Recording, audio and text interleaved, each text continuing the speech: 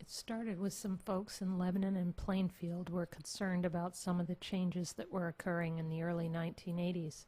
There was a lot of growth going on then, but it wasn't so much the new people and buildings that worried these folks. It was stories about farmers who couldn't retire without selling their land for subdivision, foresters being asked how to landscape 30-acre backyards instead of productive woodlots. It was seeing no trespassing signs where hiking and picnicking had always been allowed. They decided to do something about it, and what they did changed the place the Upper Valley is today and what it will become.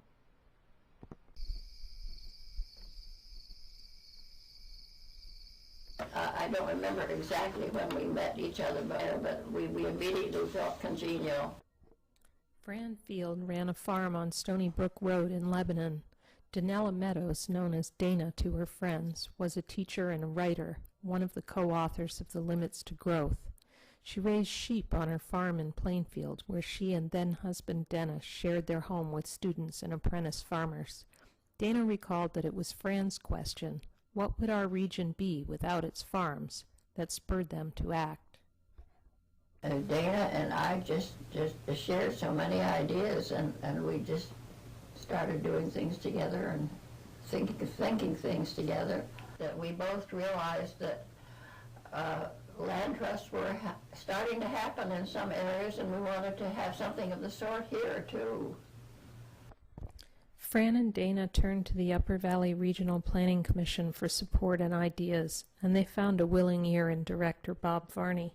Bob Varney was the executive director then, and he was always, the salesperson and really interested in new programs. And I knew Dana because she was a professor of mine when I went to Dartmouth, and I was very sympathetic. Vicki Smith was one of the commission's planners. She provided administrative coordination as Fran and Dana had meetings throughout the valley, inviting others to join them in learning about land trusts. Over many months, volunteers listened and learned from statewide environmental groups, community leaders, and landowners. I spent a significant amount of time to gather support and writing the 501c3 documents and reviewing those. Before long, Dana and Fran and Vicki had recruited a who's who of Upper Valley changemakers to create a land trust. Meanwhile, Hank and Freda Swan had moved to the Upper Valley from Massachusetts, where each had become familiar with land conservation, Hank through his forestry work, and Freda through involvement with the League of Women Voters. When Freda learned that a neighbor planned to sell his farm, she decided it was time to approach her neighbors about conservation options. So I started talking to my neighbors about it, and they mostly seemed interested. So we picked a date and got Sarah Thorne, who was then land specialist at the Forest Society, to come and speak. And it went over very, very well. We decided that night to go ahead, but they didn't have anybody on staff who had the time to do anything about it. So they agreed to train Vicki Smith. We were planning to have this signing party. Vicki came to me and said, well, what about having Dana at the party and write an article? But I was a little unsure of it, so I agreed to have her come as long as I could approve the article before it got printed. Needless to say, it turned out very well. Dana's story appeared in the Valley News and was later printed in many other publications. Freda was invited to join the new Board of Trustees of the Upper Valley Land Trust, becoming chair of the Lands Committee. It was really a fun time. Lilla McLane Bradley was one of those who joined in early to make the land trust a reality. Lilla was an extremely enthusiastic leader. She's just so determined. What a bulldog, She would not ever, listen to no or not possible. And she knew that the land trust would do well, and there's no question about it, and everybody had to work together. The Determined that the Upper Valley Land Trust should have professional staff, Lilla and the trustees spent the first year raising money so that they could hire an executive director. Raising money is Lilla's thing, and she tried to teach all of us in one way or another. She was really fun. When you met with Lilla, you'd usually meet and talk on a hike. You know, she was terrific, and she knew a lot of people. She had a lot of fingers in a lot of different pies. By late 1986, the Land Trust had 153 members and a $10,000 challenge grant from the New Hampshire Charitable Fund. They were well on their way to hiring their first executive director.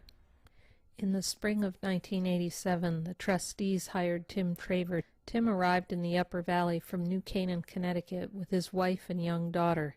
UVLT sublet an office from the Regional Planning Commission and was housed among their staff and other tenants on the third floor of the First New Hampshire Bank building in Lebanon, between the Connecticut River Watershed Council and the Trust for New Hampshire Lands. There was also a housing committee and someone working on senior issues. It was a bustling place. Conversations crossed and connected organizational missions and segued naturally from informal discussion to program development. Recognizing that this was intended to be a community land trust, Tim set about helping town groups identify their natural resources and determine priorities for action. So I remember a really good meeting we had. It was the first time conservation councils and the Upper Valley Land Trust got together. And it was the first time many of those people had been with other conservation commission people from different towns, and that was really exciting. Tim envisioned a program of easement stewardship that engaged community volunteers.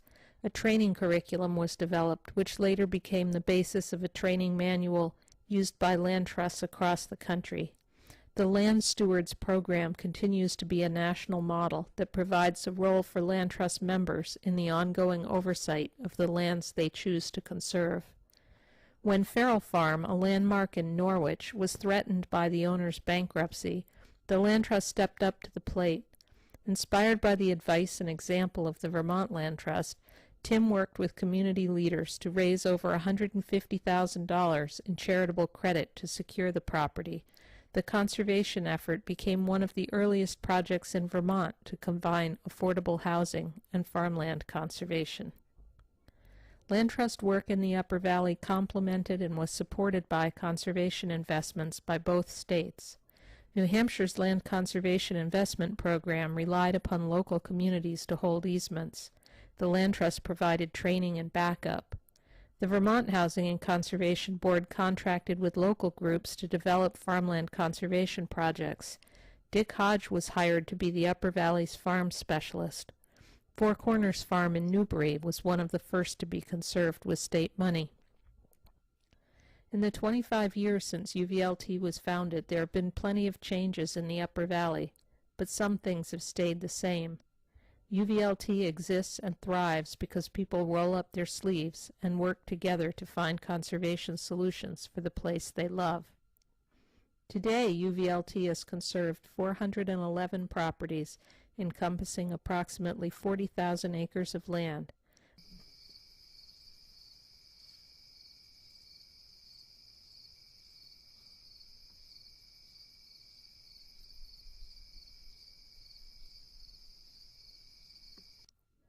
Land conservation will not, cannot stop change.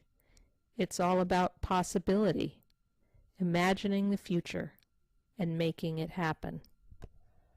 It was just very exciting for me to be in contact with you. You know that the ideas are alive and flourishing.